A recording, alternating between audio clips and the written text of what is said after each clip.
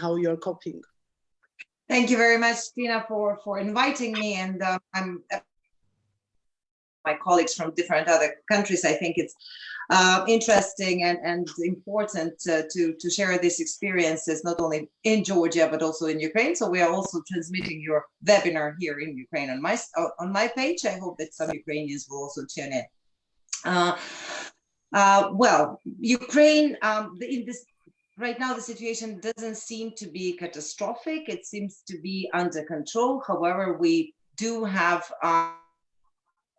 to doubt the numbers that we are seeing with those who are infected at this moment, because there is not that much testing being done in Ukraine as in other countries, in the neighboring countries. Up to date, about 70,000 tests have been conducted by the government, and about 7,000 people turned out to be infected. The problem here is that this pandemic occurred when we were in the middle form, and that means that part of the the old system was already gone, was not yet created, and that creates additional obstacles and additional hurdles for us to for the government to be efficient right now in fighting this pandemic. Another thing is that unfortunately in Ukraine already at the beginning of this year in January, we were already experiencing some signs of economic crisis, and that right now is also of resources that are that we are capable to bring to this fight. Therefore, Ukraine is already in need of the IMF support. And that's another kind of problem that we are facing here. Also, unfortunately, the governments were changed right in the middle of this. At the beginning of March, we have changed. The President Zelensky has actually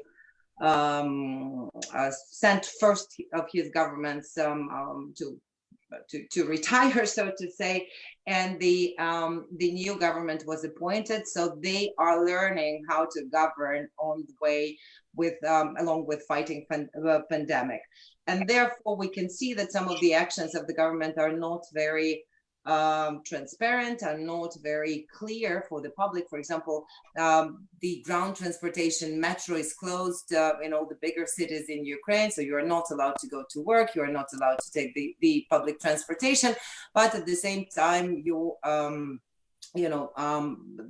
they are right now thinking already finally thinking how this will impact the economy. And today there will be a governmental meeting today, and they are planning to ease a little bit the quarantine. But the funny thing is that they are going to ease it through opening up museums and libraries where most of the employees are in the risk groups. In our museums, unfortunately, a lot of people are of the older age, or those who are pensioners already. They are taking it as another job. So I don't know how smart that decision is. With regard to quarantine, we do not have we're not allowed to gather more than two in the streets. It's interesting, we're not allowed to walk in the parks as well. Maybe today they will actually lift this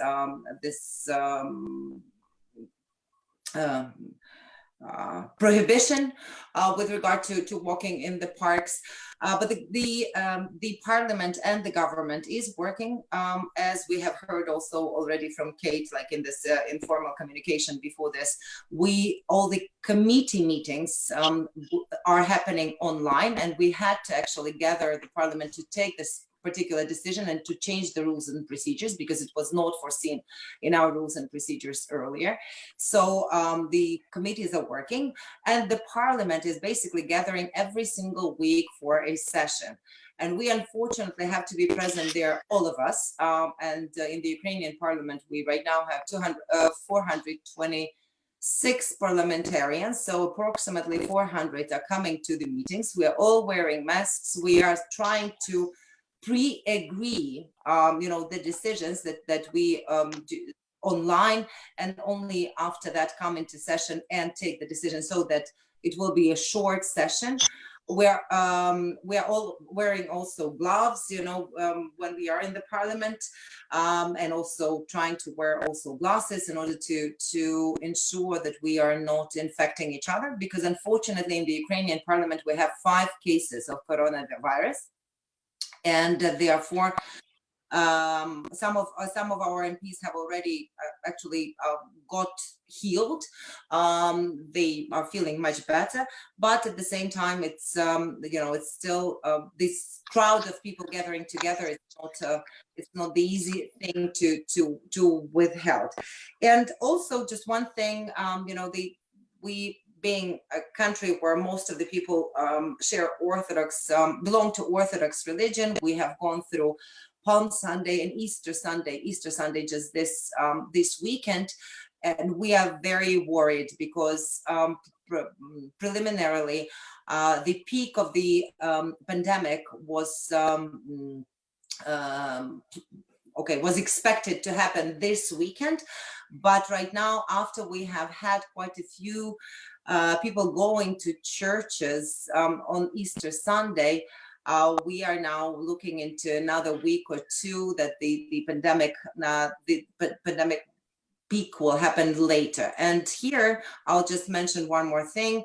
I'm very worried that here we have the connection of kind of hybrid attack of Russian Federation on Ukraine, because the interesting and important thing is that all the Ukrainian churches, like Greek Catholic Church of Ukraine, Ukrainian Orthodox Church, have announced that they will be serving online, that they are asking their people not to come to churches, that they will be christening the bread, the eggs over basically over television.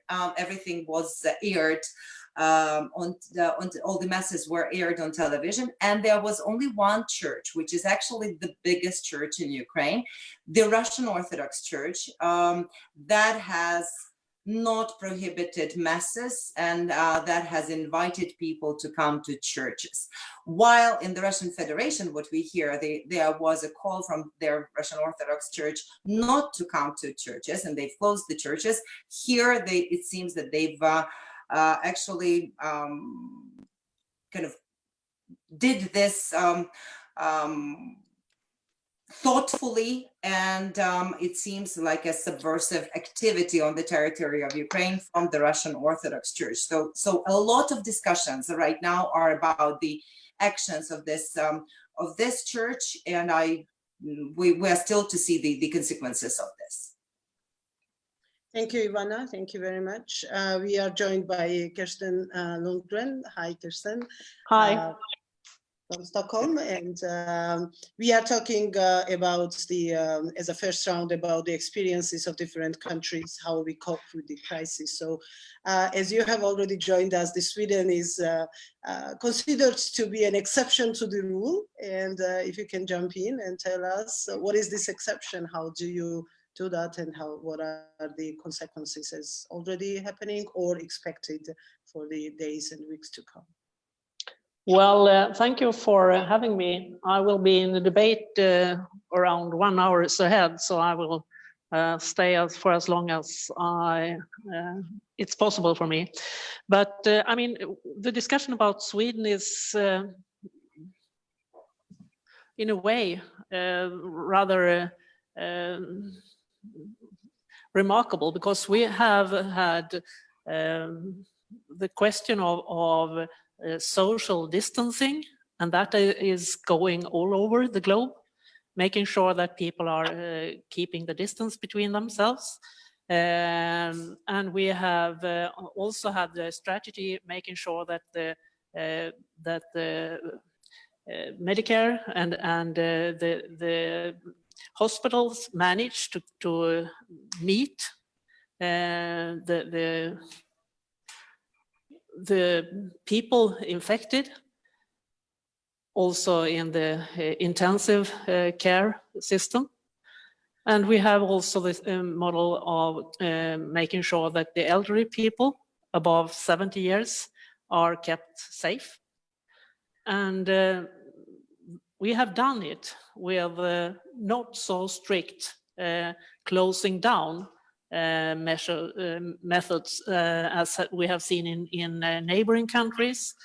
But still, people seems to be follow the guidance of the health authority, and we are managing. The hospitals are well, they are not overcrowded at all. We have around 20% left, and we are scaling up all the time and have been scaling up all the time. So there are possibilities to even higher numbers. But as we see it, we have reached in the Stockholm area where I live, we have reached the plateau. We'll see if we manage to keep it, because when the sun is coming and the warm weather is coming, Swedes wants to get outside. And that's a problem. But we have managed also, I think, the Eastern, as I heard from Ukraine. We have both celebrated the Orthodox Eastern last weekend and the Protestantic Eastern the week ahead, before, I mean, and services have been done online, no gatherings. And all the, well, all the churches have kept the guidance in that sense, as long as we have heard, at least. And now we are going into Ramadan, and that seems also to be a message out by the imams to say, we will give services or breaking the and eat together in families and not in the mosques. So they are also closing the mosques from the big mosques side, at least. So the message is out, and it seems as if it is working so far.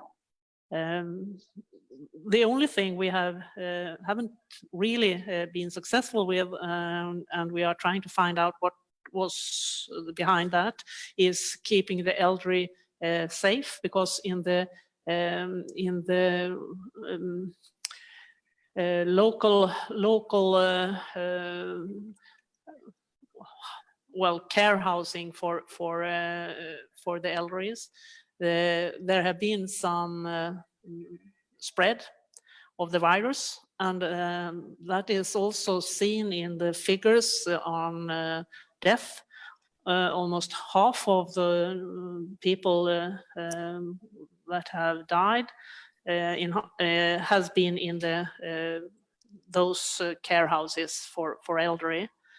And we are not sure if it is due people working to staff, bringing it in, or if it's a system inside how they deal with it, or if it has been relatives, visitors breaking the rules in some way. And we haven't, since we have it is forbidden to visit those houses, and that was also in several cases done by themselves before the decision was taken by the authorities, and still those places have been showing up with infections inside. So we are trying to find out, making sure that we can spread some kind of or the authorities are trying to find out, making sure that they can spread the knowledge so far to other parts of Sweden, because Stockholm is the epicenter in Sweden for this, and that seems to be related so far with the week we had our free time for doing sports, and a lot of people went to Italy, Austria, and so on, and brought it back with them. So that has been the beginning of the bigger spread in this region of Sweden. And in the parliament, we have also some cases. I heard yesterday evening about one more. So we have inside, and she has obviously been working at the elderly house beginning of the former week, last week.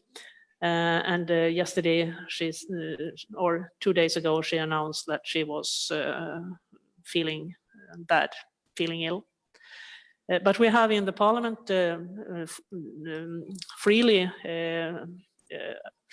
agreed between the political parties to scale down the parliament. So we are, out of 349, we have agreed to have 55 people voting in the parliament every week, and that is keeping the proportional system valid. So we have the same figures as the voters gave us is in the parliament and scaled down. The committee meetings are arranged with space. So we have created rooms for phone meetings. So committees are meeting both inside with the distance between us as members in the committees, but also with possibilities for people to be connected on phone. And that is going for, we are looking for Zoom, for instance, but we are not allowed to use Zoom in our computers in the parliament because it's not secure. So Skype is the model for us, and we have a lot of Skype meetings. Yesterday I was in a meeting between 9 in the morning and 9 in the evening, sometimes double meetings, and also bringing the phone with me into the chamber when I was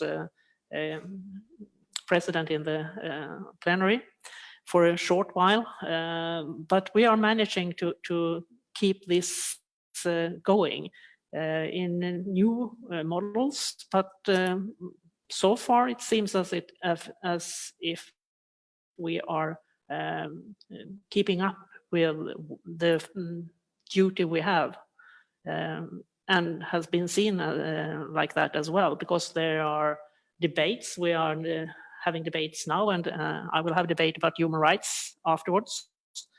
So we have regular debates. We are preparing decisions in committees and handling bills. A lot of new bills coming from the government, of course, on economy, but also on health, social issues, of course. So we are doing we are, as you know, a very individual society, and we are managing so far to keep our model working quite well, as has been seen. And now we are seeing that Norway and Denmark, for instance, are opening up. And I just noticed that childcare is opening in Norway, and they were using Sweden as an example. Well, Sweden have been having open childcares all the time, and it seems to have been working. So they were not afraid. And that is, of course, an important issue, making sure that people are not afraid. But we see it, although around half of the groups in the childcare systems are at home, due to that parents are working at home sometimes, but also due to that parents are afraid and bring their children home. And we have changed the security system also for healthcare for children. So it's easier for parents to just say that they are at home taking care of their sick people, sick children, without and getting the money, but without having to show some kind of certificate from healthcare system that they are really doing it, because it's breaking the administration system in the healthcare. We are trying to release the pressure on the healthcare system, so they don't need to do as much administration and paperwork as they usually are. Well, that's part of what's happening in Sweden. A sunny Stockholm and warm Stockholm for the moment. Thank you, Kirsten. Thank you so much. I'm sorry, I was my internet broke for a second, but I hope I missed just a minute or a little bit of it. Okay, now let's move to Kate. Kate, how is it in Estonia? And also, if you can tell us a little bit about the process that is following the healthcare events, as Ivana was saying. In this case of Russian church being kind of going against the rules, if there are any particular incidents that you are already seeing in Estonia from Russian side. Thank you. Thank you for organizing this, actually, and it has been already very interesting also for me to listen the experiences from others. Sun is also shining in Estonia, I must say, Kirsten. So great. A similar situation here, but unfortunately, similar situation also when it comes to the pandemic and virus. Frankly, I think that the measures the countries are taking are pretty similar everywhere. What is the difference is first how quickly the measures were introduced, how transparent, how open is sharing the information about the situation, and of course how good was the prior preparation, or how well equipped all the hospitals and medical sector was. In our case, for example, when it comes to the sharing of the information, then we also do have daily press conferences held by the medical personnel. So we have one person who is responsible for all the medical coordination, and he is not at all having any political background, so purely on expert level. We also have introduced a special phone number where everybody 24 hours can get all the relevant information needed. So staying very open, very transparent has been one of the things to follow in our case. And of course, health is the absolute focus and prime goal. The emergency situation was declared here on 12th of March. So already almost a month and a half back. Time goes really quickly, I must say. And as of now, the emergency situation remains in place or in force at least until the May 1st. But it is expected that actually during this week, it will be prolonged minimum 2 weeks up until 1 month for now. And if you go walking around in Tallinn, you see that streets are pretty empty. Shops are closed, shopping centers are closed, except for groceries and pharmacies mainly. Also here, all the public gatherings are prohibited. And this does include also church services. We have had the Eastern and celebrations here, and the church services are actually broadcasted electronically. So although the church doors officially remain open, they have not held the big church services, and have also asked their members to stay home and to follow all the regulations and follow all the restrictions. On streets, this 2+2 rule is introduced, which means that maximum 2 persons, and that does not include the families. So if there are bigger families, they are still allowed to walk together, but all the rest to maximum 2 persons, and they also must have at least 2 meters distance from each other. And just as Kirsten said, that once the weather is turning warmer also here, people are really eager to go out sporting, walking in the parks, in forests. And for example, in parks, we do have police patrols reminding people that 2+2 rules still apply. We have also used already drones flying over the parks and over the bicycling roads, and where people also love to just walk around, just reminding them that they still have to keep the distance. This week now is a school break week in Estonia. We have also keep on reminding people that also during the school break week, children are not supposed to go visiting their grandparents in rural places or in away from cities, which is of course difficult. But we have to say that the people have really been extremely responsible here, so to say. So that so far all the regulations and restrictions,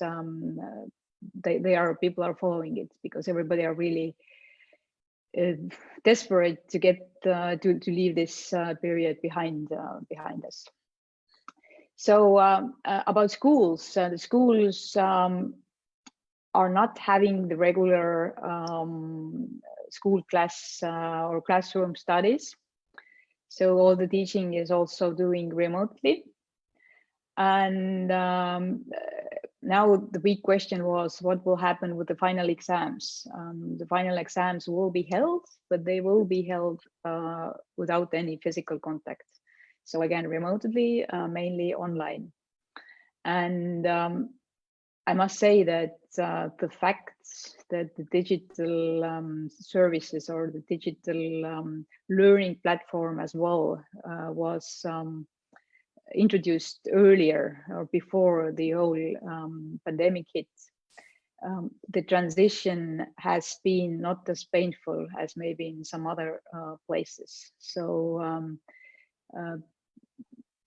school children, as well as parents and teachers, have accepted the switch to the remote studies quite well. Now, as of with travels, of course, as you know, the foreigners basically are not allowed to come and stay in Estonia. So although the slogan "Welcome to Estonia" is still very much in place, we also add that everybody are very welcome, but maybe a bit later. Everybody, Estonian citizens who have been in vacations or who have been working abroad, everybody are most welcome to return, of course. But other than that, it's on hold right now. And everybody who return or who enter to Estonia, that is who has returned after the 17th of March, must stay in self-isolation for 2 weeks, for 14 days. So as of today, at least in the morning, we had 1,552 cases, confirmed cases of COVID-19. And now that the peak seems to be, I don't know if I can say that it's over, but at least it's flattened. The next question, of course, is what will happen with the economy? We have accepted the first crisis package here in Parliament, with also quite big attention going to the to supporting the industries. From our party, from Reform Party's view, we would have liked to seen more support to the micro and smaller businesses, because vast majority of Estonian companies are micro and small businesses, and most of them are really heavily influenced by the current situation, by the lockdown, and by the fact that basically everything is closed. But as Tina, you put the question in the beginning that how the returning to the normal life again will be possible, then what we have tried to do here is also to find the new solutions that will be needed anyhow. I think one of the things that this crisis has again emphasized is how badly we do need a secure, well-functioning, smooth digital solutions. And what we did was a worldwide hackathon, Hacking the Crisis, which involved more than 12,000 people from more than 100 countries. And that was exactly meant to work out and offer the solution, digital solutions coming out of the crisis. I think it was pretty good success. And again, in very many sectors where we have had already the digital solutions, of course, for example, the healthcare in a sense of prescriptions. Again, it has proven that, especially for those people who need regular medicine, for example, since we do have the electronic prescription in place, they do not need to go to see the doctor, to renew the prescriptions. So this is again one of the examples that I think can be used not only here but wider all over Europe and even more wider sense. My feeling is that we will not see returning to the business as usual, actually. Things will be changed. Also, from the economical point of view, much more emphasis to the digital, secure digital solutions. And this is where, from Estonian side, we do see that, again, we can and are definitely willing to share the experiences. So this is just a very brief introduction from my side. I hope that discussion will follow. So thank you. Thank you very much. And now I want to move to Emil, who, although is joining us from Spain, but I believe that his experience is much wider and much more geography. It includes more geography than just Spain. And one of the issues that came out of this crisis is the kind of a delay in the democratic processes. As we said in the beginning, what we are witnessing is, and it's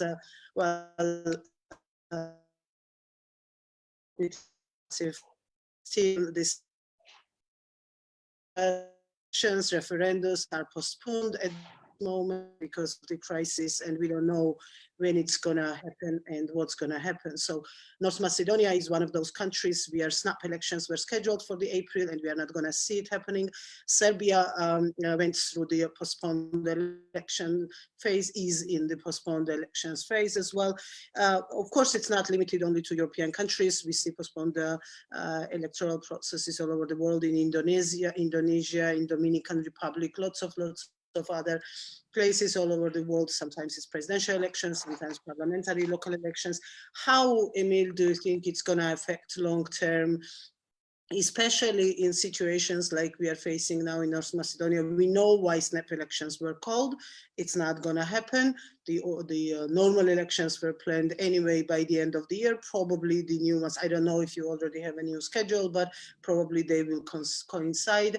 Any difference it is going to make to the political life, especially in this process of EU, NATO becoming active, and North Macedonia being on an upstream of, well, in NATO case, you are already part of it. I envy you so much. And in the European Union case, you are in the process of starting accession process. And now we have no elections. So give us your insight. What's going to happen there? Thank you, Tina. It's fantastic to join a panel of such a distinguished number of expert ladies and gentlemen from Russia, and to discuss what is happening and what are the steps forward. I am in Barcelona, and now all these arguments which would have been brought before in Macedonia, like, oh, where are you in the country, are falling down because everybody's at home. So fine, I can just say like everybody else, I follow everything, and I'm included in what is happening digitally, like most of the people. You mentioned correctly that in the case of North Macedonia, there were supposed to be elections on the 12th of April.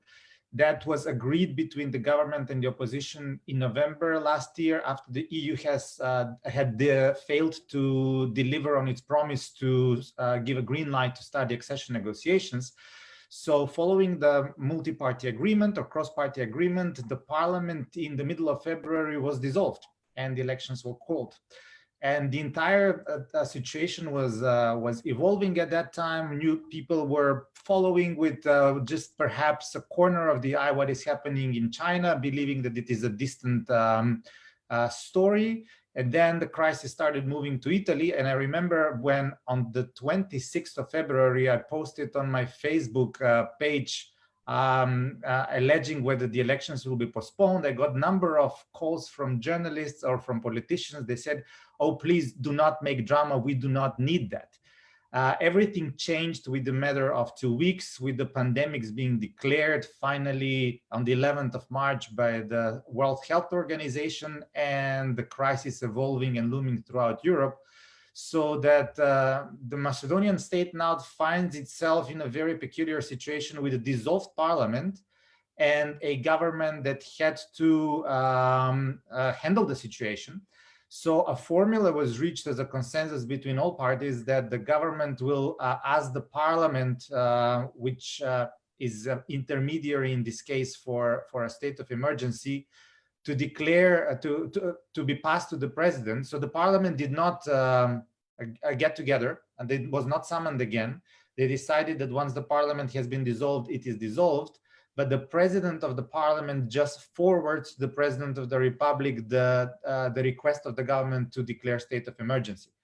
However, that is not done on a permanent scale. We certainly do not have Orban scenario of unlimited state of emergency. According to the constitution, state of emergency can be only 30 days. So every 30 days it is not renewed, but every 30 days new state of emergency is being declared, which actually keeps the entire democratic system on alert and gives the opportunity to the president or the president of the parliament to actually intervene in this case. What the unfortunate part in the political sphere is that instead of having parliamentary debates on a number of issues, most of the discussions and the debates about how to handle the health crisis, the looming economic crisis, is turning into political party statements. And you can imagine during health crisis, when people are afraid about their lives and they do not know what is happening with the country, with the world, with the future, the last thing they want to see is the party leader giving press conference from a party headquarters. So what we have seen and what we have witnessed is that the popularity of the Minister of Health, who is a trained doctor himself, has skyrocketed because people have full confidence in him and they want to hear what he has to say on behalf of the health authorities as recommendation from the health authorities. But when the leaders of the parties were talking and speaking, there was a lot of anxiety among the nation that they do not really need politics now. So if somebody would have opened the manual of political communication book in terms of crisis and replicated it on the case of North Macedonia, it would have seen that indeed, when it is a time of crisis, address the crisis itself and do not talk to politics too much. In terms of handling the crisis, as the state of emergency was called rather early, before there were a number of cases, the number of infected people is not extremely high. It's per capita, it's lower than in north of Europe. However, the impact is that most of the businesses are closed. However, that is not the case with the agriculture. Agriculture goes on, some manufacturing goes on, administration to a certain degree goes on. But we have a problem with north-south divide here in terms of culture. The people in the Mediterranean, including Spain, where I'm at the moment, if they're not confronted with tough measures from the government, they're very lenient. So what happened in Macedonia was that there were quite clear recommendations like everybody else, but the people would not willing to respect it. And they demanded, a vast majority of the people demanded tough measures like curfew. So the government delivered on the popular request for curfew. There is curfew from 4 p.m. till 5 a.m. every day. And the weekend, their curfew is from 4 p.m. on Friday until 5 a.m. in the morning. And of course, you can imagine Mediterranean culture, once the curfew was introduced, everybody freaked out. Why the curfew so severe? So, to put that sentiment and those emotions on the side, perhaps one of the good things from the crisis is that the people in North Macedonia at least started trusting again the state. The trust in the state had completely crumbled in the past years through the transition and through the lack of the government to deliver economic prosperity that the people had hoped. Suddenly, the trust in the institution has grown. And perhaps that is a good thing. Another thing that is interesting in the case of North Macedonia is that the timing of the crisis has coincided with our greatest successes this year in terms of our Euro-Atlantic integration. We were the example which demonstrated to the rest of the world that the Euro-Atlantic alliance is actually functioning. And yes, there can be discussions and debates about certain kind of policies and political styles and rhetorics and stuff like that between the partners on the both sides of the Atlantic. But what we have seen is unprecedented solidarity and determination on the side of NATO, meaning that the Spanish Parliament or the Spanish Senate, for the first time in its history, had a televoting session approving the accession protocol of North Macedonia to NATO, and then the accession of the country through the ratification of the position of the accession protocol in Washington took place. The accession of the country to NATO formally happened at the beginning of April. So the alliance is alive and it's there to stay. It was a clear message to everybody else. And Tina, good message for you. Don't be envious. You have another ally in NATO now that is going to drum the beats very, very hard, saying that Georgia does belong to Euro-Atlantic family, and we should not be hesitant whether to accept Georgia as a NATO member. So warm wishes from the heart that you are going to join the family as soon as possible. The other thing was that the European Union in this time of crisis is dealing with two issues. One is the coronavirus and how to respond to it. And the second thing is how to deal with the Western Balkans. And exactly because of the debate we're having here, Russia, China, and influence of the pandemic, the instant decision of the European Union to close the external border in order to keep Schengen, in order to keep the internal market, has created an island within Europe. Basically, the Western Balkans is surrounded by the European Union. So when the borders were closed, the question was, first of all, we are importing the virus from the European Union, and then the European Union closes the borders to us without giving us an opportunity to interact. That was the first shock reaction. Of course, we understood, like when you're on a plane, the masks fall down and the instructions are clear. First, put them on yourself, then on the person next to you or on your child. The European Union actually did that. The first reaction was EU to organize itself, but within 2 weeks, Macedonia was included in the joint mechanism for medical procurement, or the countries in the Western Balkans. The countries from the Western Balkans were included in the crisis management system, and also what was already expected in October last year was finally delivered, that North Macedonia and Albania were given green light to start the accession negotiations, so the process can go on. And we also learned now that once the decision on the 26th of April to extend the ban on export of medical goods from the European Union will be extended, the countries of the Western Balkans will be excluded from that. So in that kind of sense, there is a growing understanding that, as the European Union said, the countries of the region are within a deep integration process with the European Union. However, EU being EU and spending the money responsibly, now I'm advocating myself as a defender of the EU. The resources of the EU are spent on supporting the people.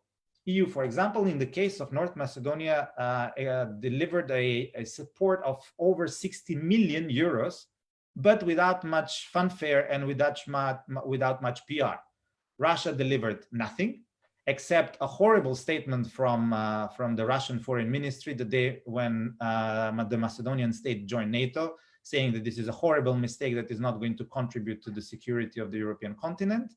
And a torrent of fake news coming from different Russian-paid websites. And then from the Chinese state, we have received, of course, support, and one should be grateful for it, but that is to be measured within hundreds of thousands of dollars, and certainly not in measures like 60 million euros like the European Union does it. However, as I said, the authoritarian governments do have the opportunity to spend a lot of money on PR. Not only Russia, not only China, we saw Orban doing the same. They send a military plane with some medical support to Macedonia, sending their foreign minister on the plane, coming to the country saying that they are there on the invitation of the opposition party. A clear political propaganda in the middle of elections, pretty distasteful. The Slovenian military plane delivered some medical support, and then the Slovenian prime minister, ally of Orban, had tweeted that the support is for the Macedonian citizens on the request of the opposition party. Erdogan sent the plane to the country delivering some support, and of course the regime that Erdogan is trying to portray in the country as a tough hand and leader is certainly not something that we, the liberals and Democrats in the country, would like to see replicated. So what we see is the authoritarian regimes are trying to basically win the hearts and minds of a small nation that has now joined NATO, and it's on the path towards the European Union. And we cannot be lenient to that. If that is happening in the heart of Europe, if that is happening in a new NATO member state, just imagine what is happening in Africa and other parts of the world. And we cannot survive on this planet being that we can be the allies in Europe among ourselves. Let's discuss it later on. We can only be able to promote our systems, continue to promote our systems of democracy or open democracy, be it digital more, or be it back to normal more as a personal interaction. In the Euro-Atlantic space, or perhaps with our partners in Latin America, we are not going to be able if we do not manage to get the African countries on our side. But I'll leave that for the next discussion.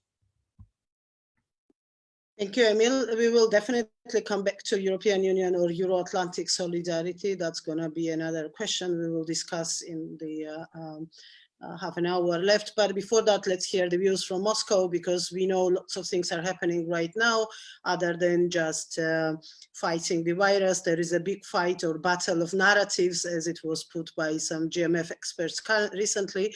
And we've heard on 19th of April, actually, a very promising statement by President Macron, where he addressed the request by the UN Secretary General on the global ceasefire. As you probably all know, he spoke directly to the media, saying that he talked to the leaders of the United States, Great Britain, China, got a positive response from them, and the promise that they will back the decision of the Security Council about the global ceasefire, though he still, on 19th of April, did not have a positive response from President Putin, and he just was hopeful that Russia will be on board of that decision. This is one of those cases where even with this global pandemic, even in the situation when everybody says that we should all stand together and fight together and invisible enemy, we see resistance from Russia as much as they can.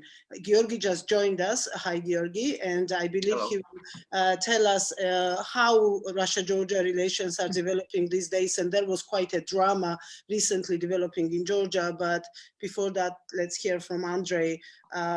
What is happening in Russia, how things are going there. I was watching a couple of days ago a video on BBC about the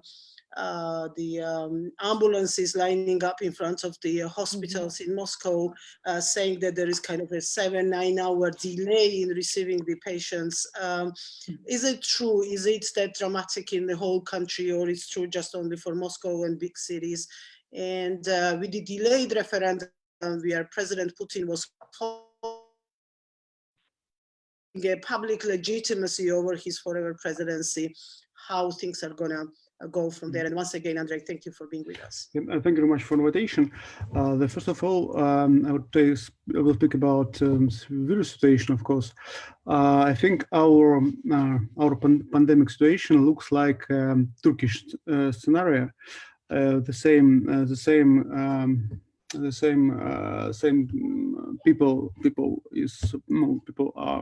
have a virus, and in our point of view, next week will be very hard if we will go for the plateau. But we have several scenarios, and it may be maybe not 2 weeks, maybe it will be 3 weeks or 4 weeks. We don't know, because we have a numbers of the people who ill, but sometimes we don't believe is it true or is it false, and our authorities I don't think our authorities not fair with this information. The main point that we understand that our authorities was not ready for this pandemic. Last maybe 5 or 10 years, everyone told that we have a great medicine system, we have some reforms, we have invest more money, but in this situation we understand that only maybe in Moscow we have a not good or normal situation. We have some hospitals, we have some medics with qualifications, but in other cities we have examples when they don't have instruments in the hospitals to help people. For example, we have in the statistic we have a normal a lot of items, but in practice we have no items. And for example, we don't have not a very clever items, like for example, how I don't know how it in English, the instrument to help people to breathe. And for example, if you will go to Eptic, in front of I live in St. Petersburg, I was in Moscow 2 weeks ago, no mask in an Eptic you can buy. For example, a lot of people do it handmade, they have on his homes, or they take it from the streets, but if you come to Eptic, you can't buy a mask. And I think it's the first thing that you need to have. And the second problem is finance. Our authorities don't create a quarantine, don't create a system of how it called, maybe emergency system, чрезвычайная ситуация. And they called, okay, let's sit at home and nothing, waiting for the first for 1 week and then 4 weeks. And in this situation, people don't have money to live. And it's a big problem because, of course, 1 week it's okay, but 5 weeks it's a very big problem for the usual citizens and big problem for the business. A lot of guys who have a cafe, who have maybe some restaurants, maybe they have all the small business have a big problems, and they ask authorities, what about money? What about helps? But we have 4 speeches of Putin's and nothing for small business. They thought, okay, we have a canonical have a distance to pay money for the taxes, but you have to pay later. For example, when we see European practice, when the authorities helps small business, help citizens in Russia, it's very small monies, and it's a big problem for the people because you can't stay at home without money. And for example, 2 days ago, I work as a volunteer for the medical hospital, and a lot of people are walking on streets. A lot of people are going by subways, by buses. A lot of people use this go for the streets, for the walks, and try to do anything. And I think it's a big problem. We have a first big strike in Vladikavkaz, it's Ossetia, and the people come to streets and ask, it was a meeting, they come to authorities and ask, okay, could you understand, or you give us a chance to have a walk, to have money, or it's a real pandemic. Also in this situation, please tell us what you have to do. And the second problem is, for example, authorities closed all the small business, but they have his own business. For example, in Ossetia, it was a brewery, big brewery, who owner was the leader of Ossetia. It's his own business. It works. Small business don't work, and of course, a lot of people try to ask the authorities, how can we live? How can we earn money? Because the second problem for Russia, of course, it's after pandemic. It's money. We don't have money from authorities, and a lot of people don't have a. On the one hand, they have a problem with virus. On the other hand, it's problem with the money. And on the first 2 weeks, it will be okay. But now, everyone, most of the people understand that money is a bigger problem than a virus. So they go to the streets, they connect with others, and in our point of view, it's a big chance for the new increased of the people who will be problem with the virus, and it's a problem. And the third problem is maybe I don't know how it in Europe, but in Russia, big problem with cost of oil. And when the cost of oil is down, our ruble is down too. And of course, all the money, all the products, all the items that come from Europe and come from import, it's start to increase, and the people a little panic because they don't have money from the jobs. They don't they understand that they can't buy some products for the food. They can't buy some products from Europe, from other countries, and it's a really problem. And I think it will be interesting for you that in this situation we have some polls, and these polls understand that rating of the authorities is going down, and everyone ask after most of people ask authorities, okay, 20 years you understand us, you told us that we have a strong power, strong leader who will create who will in critical situation that will be strong leader who will decide decide all your problems. Okay, this is a problem. It's a big problem for us. You have problem in medicine. You have no good medical care. You have a problem with money because you don't give money to people. You give money to your friends in a big corporation, and you have a big problem with oil. You create a problem with oil. You have an argue with Saudi Arabia. You have argue with America, and you are our leader. What happens? And it's maybe good chance to have some new wave maybe in civil society in Russia, because people who support, for example, authorities 1 or 5 years ago now start to ask authorities why this situation happens. As I understand you, as I remember, you told about Easter, about other some holidays in Russia. In this situation, I know that our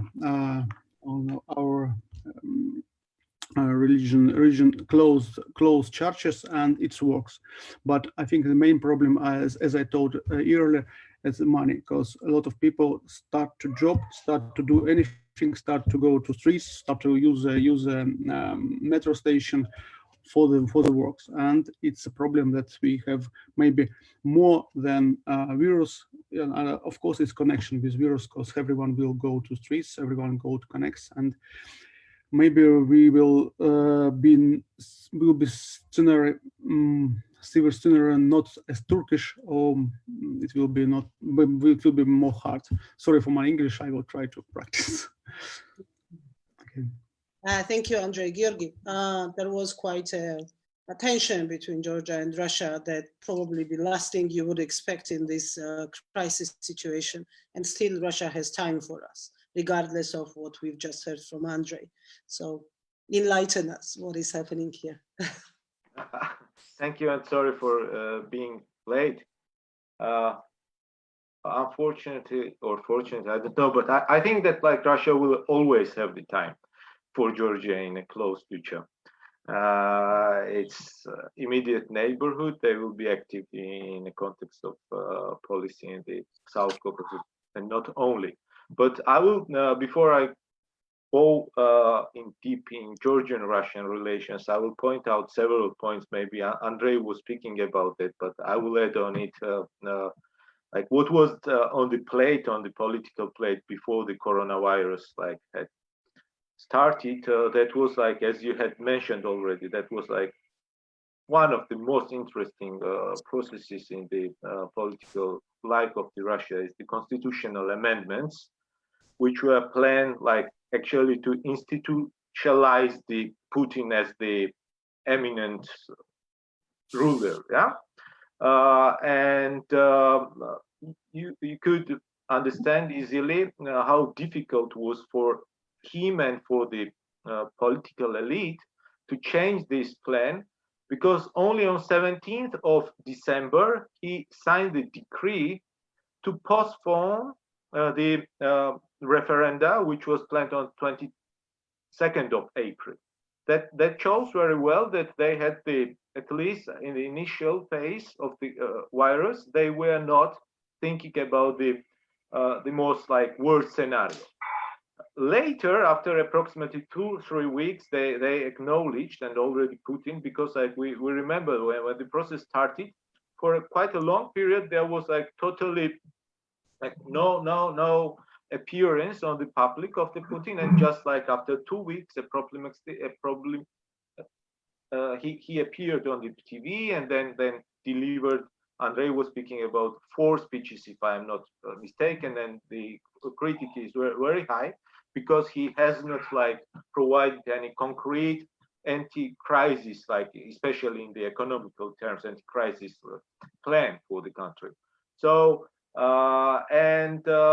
because of that situation, it seems that the constitutional amendments were postponed for still we don't know till what time. So that's the big problem actually for the Putin and the political regime there at the moment. The second issue, like it was like, by the way, very interesting that it was like there was number of amendments in the constitution, but two, that was like, of course, the annulling of the first two or several terms of the Putin, because the constitution was new technically, so the Putin had the possibility to re-elect twice again for the 6 years. So now, and the second amendment very interesting, it's the supremacy of the Russian, and that's not less important for the neighboring country, especially that like the internal law was supreme, will be supreme than the international law. So that's very, I guess, the interesting direction and further, let's say, sovereignization of the Russian international politics and internal politics also. The second issue, the and like always everybody is speaking, the coincidence of the oil price drop and by the way, gas price drop also. In the budget of 2020 of the Russia, the prices was like approximately, it was budgeted on the price of $54, if I'm not mistaken. It's going down. It's going down, and although there is agreement reached so far several days ago, like actually between the Russia and Saudis in OPEC Plus organization, and it will be stabilized, but for sure it won't have the possibility to go up too much. Let's say the prices which had been, but that will be somehow balanced with the financial resources and reserves which had been done in the good times when the oil and gas prices were high, and Russia has the possibility to, let's say, but we will see that financially that will be very costly period for the Russia at the moment. What was interesting in like in the Russian context, I think that the coronavirus like somehow reassured Russian political elite that their approaches towards the state as the actor of the international relations was the right, that they don't have to at least minimally dependent on international organizations to speak about the state, and Russia itself can be the main actor and not depend on international organizations. To try and after coronavirus, I think that the main, in a foreign context, the aim will be the more or less the same, to try to balance between the China and US and the West and Western allies, because with the growing influence of the China, I guess the Russia is and wants to be the, let's say, close ally of China, but they for sure don't want to be under China or be the in the 100% in the same like direction. So I think that we will see in a close future some reverences from the Russian side toward the Western players, especially let's see how the coronavirus will play the role in the context of the EU. But if the Germans will handle in the best way the virus, I think that they will try to maximally even further continue cooperation and like strengthening their positions with Russia and with Germany, sorry. Immediate neighborhood, just about our what they're doing in that context, like you know, and most of I think in context of South Caucasus, Armenia, and Armenia was like really severely hit by the virus, so they sent some planes to support Armenia. They were active in Uzbekistan, but in some sense, the relations of Belarus and Russia in this context is I would say, the illustrative, because the tensions are growing, and Belarusian-Russian relations, I guess, will be even more problematic in a close future, because there is elections in Belarus in August. Lukashenko, Putin's relations are further deteriorating, and this virus like somehow even more heated the relations in a negative sense in the context of Belarus and Russia. And finally, regarding the Georgia, yeah, unfortunately, as you said, like even virus has not stopped the very problematic process of so-called borderization of the South Ossetia. Just for people who are watching like this, still they are going to like and putting those bright lines directly in the villages, which are separating the concrete, like, and it's very problematic for the Georgian society. And they are, by the way, actively supporting, now started supporting somehow the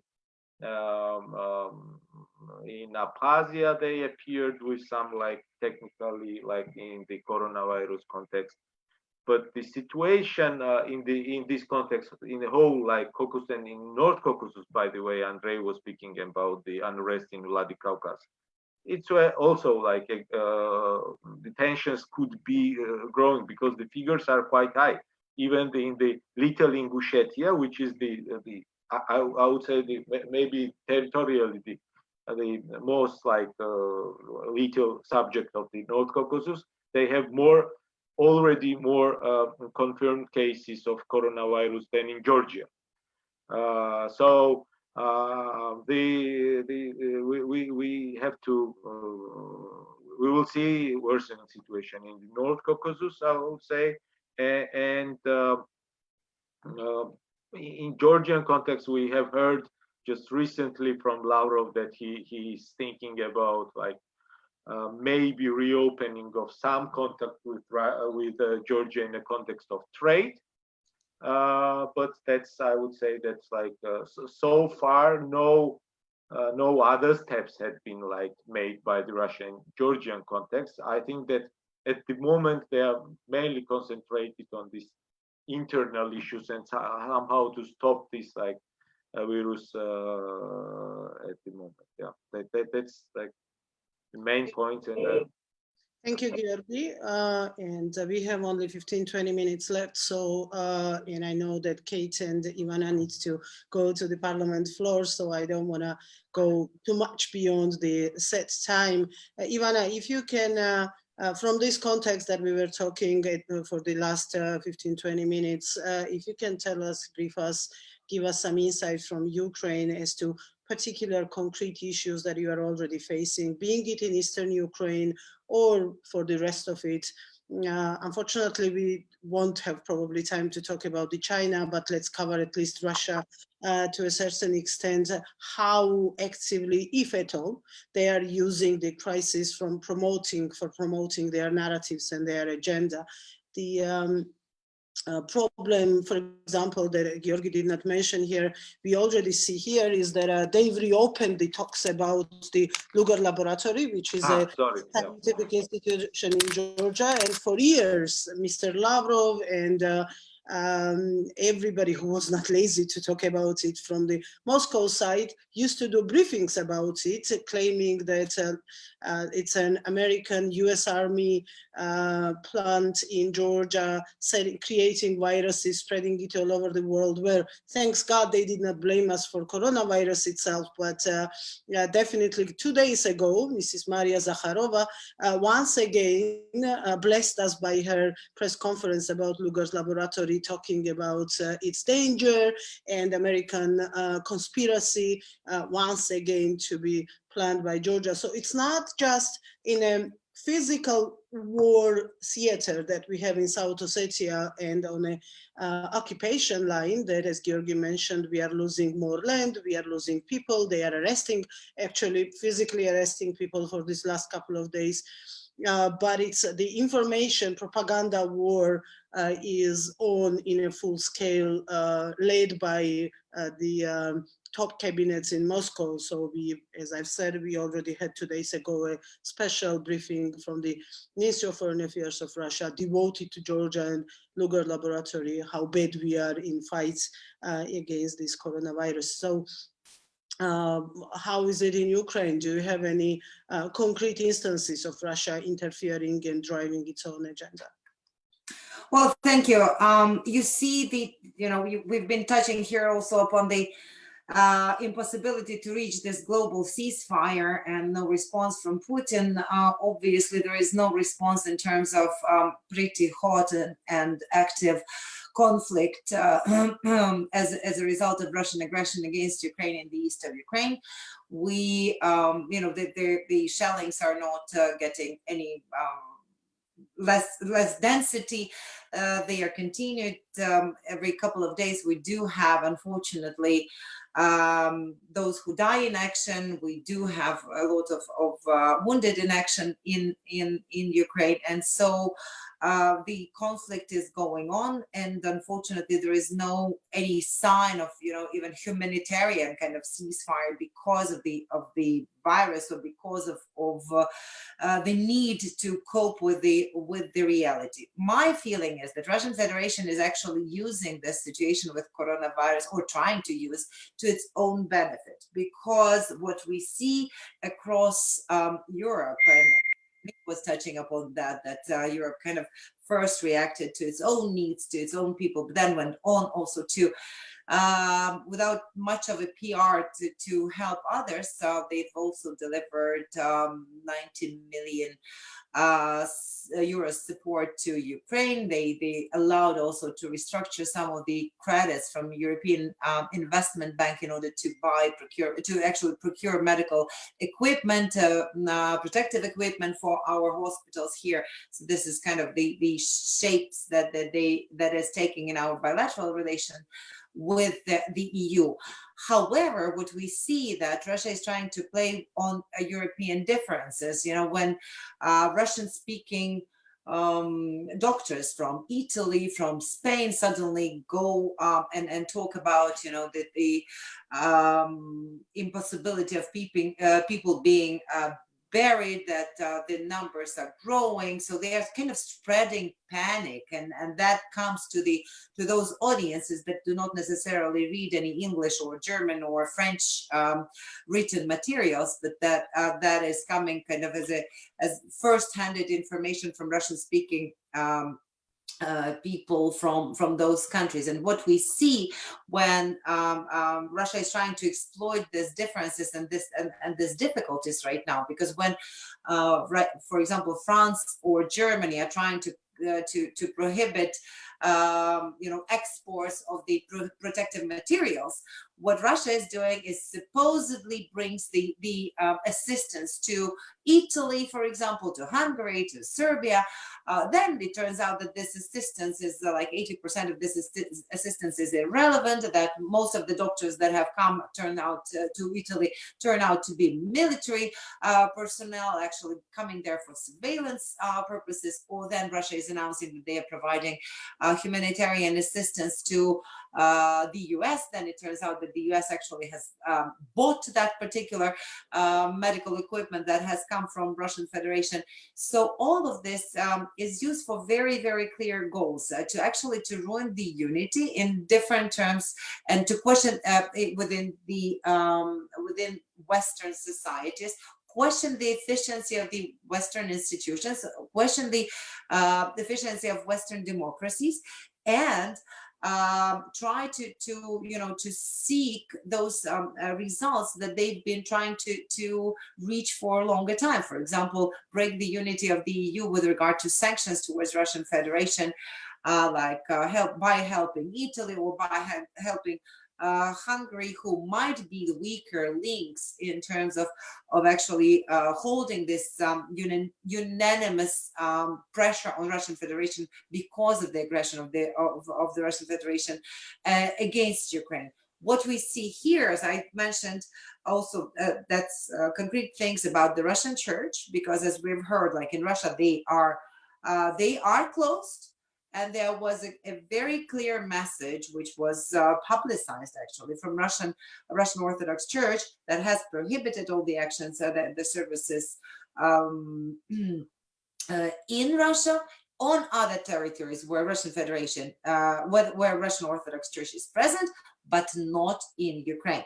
And that's we see as a very concrete set of the subversive activities. Also, obviously, the narratives or kind of the dissatisfaction narratives of the authorities' action are raised here, and one of the political parties that is backed by the by Kremlin here in Ukraine, and that unfortunately is also is present in the parliament in some numbers, is right now, you cannot imagine how big of a campaign of bringing support to people in the regions, so the medical equipment they are conducting, and obviously their resources are comparable to those ones of the state, which definitely means that this is not coming directly only from party members, so to say, but it comes also from abroad and from the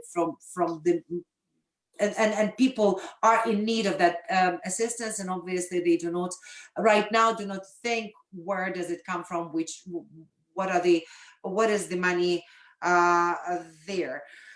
So I think that it's important for us to keep an open eye and understand that Russia has been the leader of hybrid actions, hybrid wars, and not to lose our objectivity in trying to kind of sort out where whether the truthful message is coming across either from politicians or from political parties or from media or from journalists, because we know how Russians are capable of buying everybody from analysts to journalists and to politicians in different countries. I think we will still feel the consequences, and that might promote the frictions, kind of divide among the countries of the Western world, and we should not be allowing this to happen. Actually, one more thing that I wanted just to finish up with, there is a discussion in the European Council right now with regard to policy, to the Eastern Partnership policy, and we already see that there is so much reservation from some of those countries that Russia has been helping right now there's much hesitation to acknowledge Ukrainian or Georgian willingness to follow the European path. And I think that this is one of the revelations already of this one of the impacted areas of the Russian policies of so-called assistance and support that they are showing right now. And by finishing up here, I would like to ask Emil also to support that North Macedonia would support not only Georgia but Ukraine as well in our willingness to join NATO. I have actually double-checked in the headquarters at some point when I was there. There are 2 more seats that are still vacant, and I think, Tina, both Ukraine and Georgia will at some point definitely join this this important alliance, and will be there in the family of free and willing countries. Well, thank you, Ivana, for that. And we definitely, you and myself and lots of people in our countries have tried our best on that road, and we keep trying. Estonia was always there on board, always, without any exceptions. And now with North Macedonia and new members, other new members as well, Montenegro among them, I hope that our alliance is growing and the friends are growing. But when I was listening to you and Emil before, I just recalled the letter that was sent by the president of the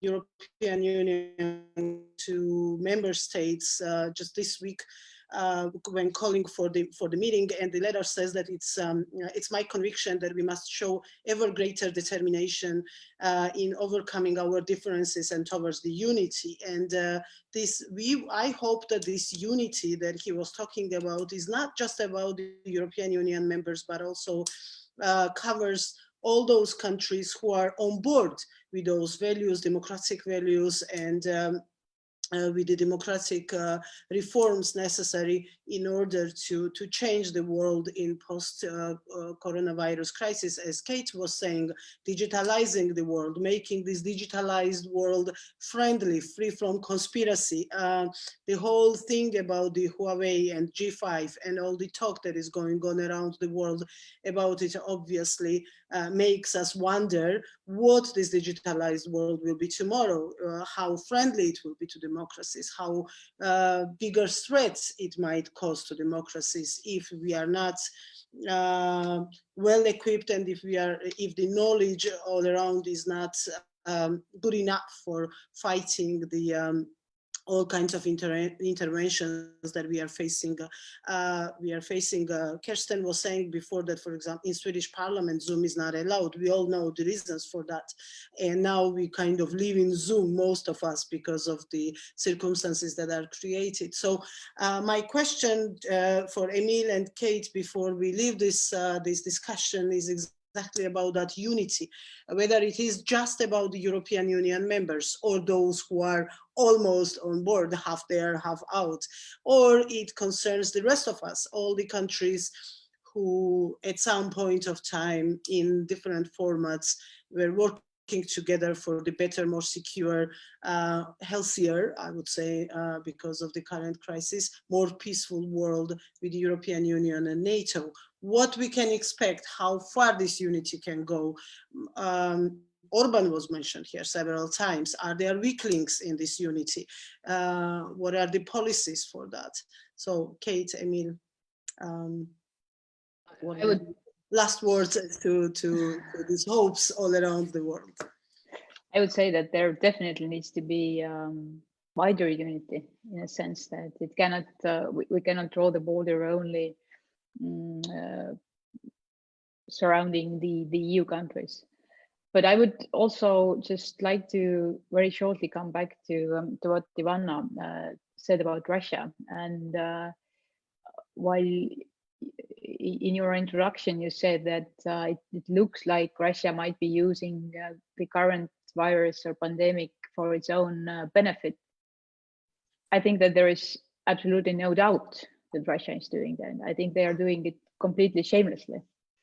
And there are so many so brutal examples also within the EU that strangely enough, I think that Russia actually has shot himself to the leg, in a sense that when it comes to now the debates or discussions, or even just sharing the information among the whether it's the EU or even NATO member states, almost everybody has some very recent examples of how Russia has tried to manipulate the information, how they have tried to turn the current situation in their own benefit, and trying to twist the narrative.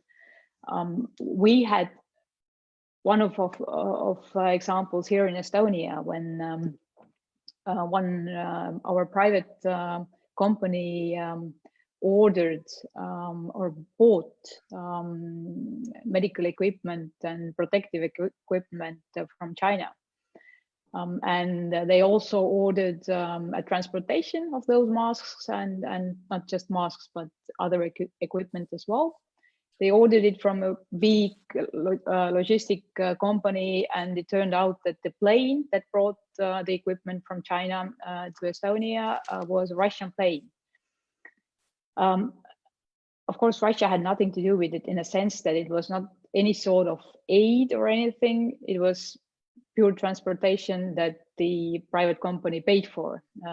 Nevertheless, there were huge headlines in Russian propaganda media saying how Russia actually offered help and how they provided aid, which was complete nonsense. And this was just one example. By now, almost every country in EU has had some sort of similar cases. So that has really made different countries understand once again what kind of tools Kremlin is using. So in that sense, masks are off, I could say. And it has been a bit probably unexpected consequences for Russia that it's more in black and white for everyone again. And another tool that they have been using pretty much always is creating some sort of pages targeting specific countries. Again, for Estonia, for example, we have one relatively new page that is called "За будущее" in Russian, which is for the future. It's created quite recently. It does not have very many followers, but it's very specifically targeting all the measures that has been taken in Estonia for this current situation. And surprise, surprise, the footprints go very directly to people connected with Kremlin networks. Again, not the only case. There are several cases, which means that it's more seeable now how they don't really step back using even the current crisis. So I would say that actually these kind of examples have sharpened the attention in EU and wider. And I would say that there is an understanding that answering or targeting these kind of measures, problems, the support, the unity needs to be wider. And of course, it is very understandable and clear that from Europe's side, from EU's side also, we do need to be there and to share the experiences to support also those other democratic countries that are fighting the same fight. So that would be my conclusion. Thank you, Kate. Thank you very much, Emil. I think what we're going to see in the aftermath of the health crisis will be not only economical, but also political crisis. And as we live in democracies, we are going to see that one would say some political leaders will be decapitated for the way they have handled the political situation in the country. Or in the countries or in the continent itself. This is how democracy works. When people are dissatisfied with the way the government is managing the affairs, then they punish them on the elections. The question is who is going to be the alternative and what is going to be the replacement. Of course, there are no elections immediately. No country, perhaps except Poland, let's see what happens over there, are organizing elections in the midst of the emergency situation or a health crisis. The elections will take place afterwards. Depending how long afterwards, we will see different outcomes. I think what is happening after the first shock within Europe, there's going to be a more thorough debate about what actually happened. First, there was a growing anger why the European Union did not respond immediately to the crisis and as one would have expected. Like, where were these early warning mechanisms? Where was this coordination? Why were the countries left on their own? So the Italians were saying dramatically some populist extreme right leaders removing the flag from the parliament, saying we might leave, see you, ci vediamo pronto, if ever, whatever. That's all question of drama when information, real information starts to come to the surface and being offered to the people in democratic countries. I'm again saying democratic countries where you can actually share information with the public and when there is transparency. We will see that actually the European Commission already in January alerted the member states that there is a looming crisis and asked the member states if there was a need for assistance. And guess what? The member states refused it, saying that it is not prerogative of the European Commission or to deal with the health issues. It's a national issue, and that the countries can handle it on their own. Some countries handled it very well. Germany was thus producing 50,000 tests a week, while Italy and Spain were doing 10,000 tests a week. So there will be some discussion about the political responsibility. Some countries were able to organize themselves to transfer the patients from one country, part of the country where the hospitals were saturated, to another. Like France was transporting by TGV and by planes the sick patients in intensive care units from the east of the country to the west. Italy was not doing that. Spain was not doing that. So there will be this kind of discussions among ourselves, but also there will be discussion about what kind of common strategy and common response will be over there. Let's not forget that despite all the efforts that Russia and China are going to do in terms of how generous they are in their support by sending masks, that will have to be countered with a real support that is being delivered by what they call themselves Team Europe. And yes, there have been masks being sent. How much does a one mask cost? 50p or a scaphandre, €3 on the market. I mean, outside of the crisis moment, the European Union has actually expressed a clear commitment to support countries not only in the Western Balkans, but also in the southern and the eastern neighborhood, as well as Africa, because it's a crucial continent where help is needed. But guess what? For the eastern neighborhood countries, the support of the European Union to deal with the COVID crisis is 962 million euros. Can China and Russia beat that in terms of funds? Will they ever be willing to pledge that? Have they ever been interested to invest so much money? No. What they will invest is they will invest millions of dollars in propaganda. You know what the Chinese did last weekend during Easter in Macedonia? They published a free bulletin in the newspapers on a number of pages by recommendations how to deal with the coronavirus, presented by the Committee for Prevention of Diseases in the Bureau, whatever, the National Committee for Health of the People's Republic of China. Pure propaganda. They can waste the money on that. EU says, no, we want to spend the money on medical equipment and supporting the economy, the agriculture, the transport, the health, and everything.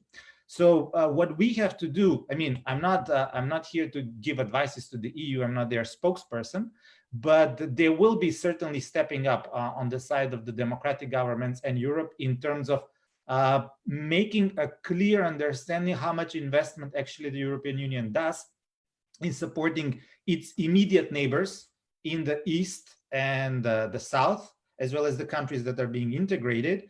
And this help will be actually the one that is going to be really felt on the ground. So we must build on that, and we should not forget it also in our discussions. I know that we are all very angry about the entire crisis, and rightly so. That's what liberals should do. They should discuss, vent out their anger, but in a productive way, and coming up with solutions that the citizens will understand that it is for their own benefit.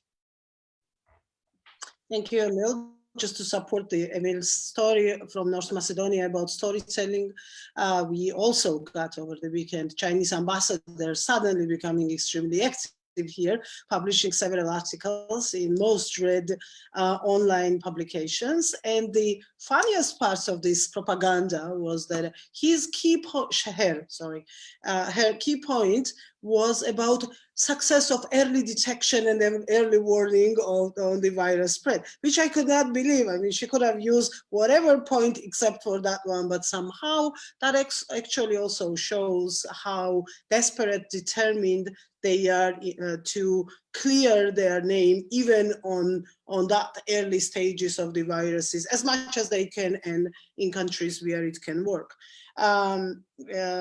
Andrei, what would you say to close this discussion from Russia's side? Any hope for what was Emil talking just right now, that some of leaders will be decapitated after the crisis? I agree with colleague about Russian involvement in international politics. I think you're absolutely right to talk about that we try, our authorities try to attack European unity, and of course this PR action in with a plane to Italy with some inform attacks. I think it's a problem. And the second idea of Russian authorities, oh, let's decline sanctions. With the USA, they try to please don't let's cancel a sanction about pandemic and big problem. But all of us, all authorities forgot that main problem about sanction for Russian is Russian sanction and not sanction from European and American authorities. But in my point of view, there is some good news. We have two because, for example, in our medias, we have a lot of information. Our planes go to Italy to help Italian citizens.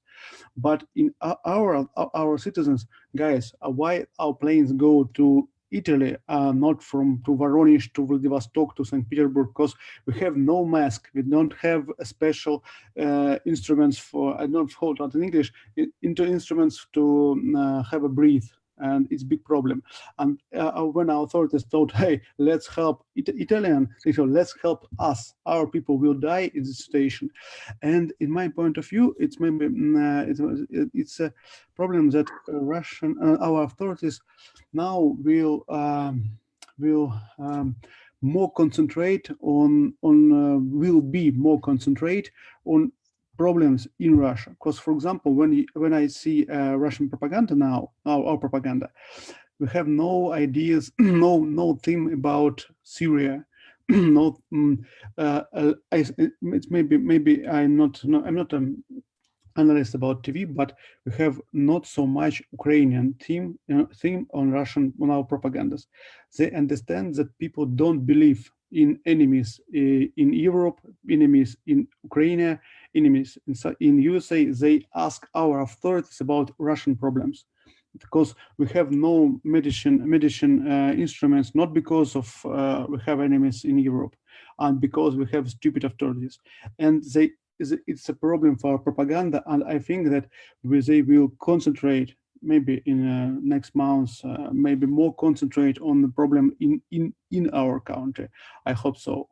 So it's maybe a new theme in Russian politics, because last 5 years, when you watch you see all this problem in Ukraine, in Europe, in USA.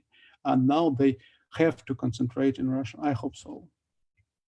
Thank you, Andrei. That's a very important point. Georgi, last word, it goes to you. Do you see any prospect for Ukraine, for us? We remember last big crisis that the world faced, 9/11. After that, the doors of European Union and NATO have opened as a response to the crisis. We've got new members to both institutions, and Europe decided, and Euro-Atlantic community decided to be as strong as never before. Coming out of this crisis, do you see any prospects of similar nature when European Union and NATO talk about unity and standing together? And also what Andrei was just talking about, yes, I completely agree. It's for the first time probably when Russians will be asking questions about Russia more than questions about the rest of it. Can we use it somehow? Can we benefit from that situation? Thanks, Tina. Just a few points. First of all, this crisis let's see how Russian government will handle the situation. How they will come out from this situation, because everybody understands that this Operation Italia and all this stuff is working it was working in the early stage, but when the real problems came to Russia, and with all the issues like we have named, the oil prices and all of that, like finally, I think in a close future we will see what kind of Russia we will get after the virus. I think that it will be much less stronger financially, at least. But that does not mean necessarily that it will be less aggressive. We have seen Russia financially not very strong and type very aggressive here in Georgia, in Ukraine. Maybe we cannot like strongly influence the European mindset, but I think that the homework we have to even more concentrate on our homework, both in Georgia and Ukraine. So far, what I see in the context of the coronavirus, maybe, for example, in Georgia, we are handling more or less, let's say, quite well the medical side of the problem, because we don't have the massive spread of the virus and we have quite low percentage of the death. But we cannot see any significant or any vision in the context of economical handling of the economical side of the crisis. I think in that context, if we perform in a good way and if we will be very mobile in the context of, for example, again in the economical war which is going between like US and China, and I think we will be joined by the allies of US, for example, in Japan, and see if we in Georgia will be more proactive in that direction. I think that we can, for example, get some like become more interesting economically and be even stronger in some context out of this crisis if we will be mobile. But don't forget that we have also elections. It's local context, but it's influencing very much the situation and mobility of the government and the direction of the thought. So let's see, but let's be optimistic. I think that both like Georgia and Ukraine have the chances, but a lot of depends on us. Not everything depends on what the decisions are undertaken in Brussels, Washington, or in Moscow. I think we can in that way influence our friends regarding the necessity of Georgia to be within the NATO and EU.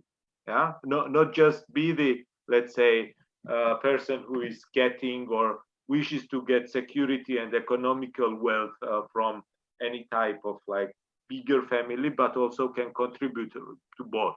And I think that if this crisis can be, like, let's say, openly very well used from Georgian side, if we will manage to show that little country can handle the crisis in very like positive way. Thank you, Georgi. Thank you all, and I'm sorry for going beyond the agreed time, and thank you for your contributions. This debate and all the other debates going around the world prove that there is so much to talk about. There are so many issues, new issues, old issues with the new faces coming up, and I wish you all well, and I hope, I stay optimistic that we will see each other in person pretty soon, and we will start using airports and hotels once again. Thanks again, and be safe. Thank you. Thank you. Thanks. Bye. Bye. Thank you. Take care. It was good to see you. Goodbye. Goodbye. It- Bye. Bye. Bye.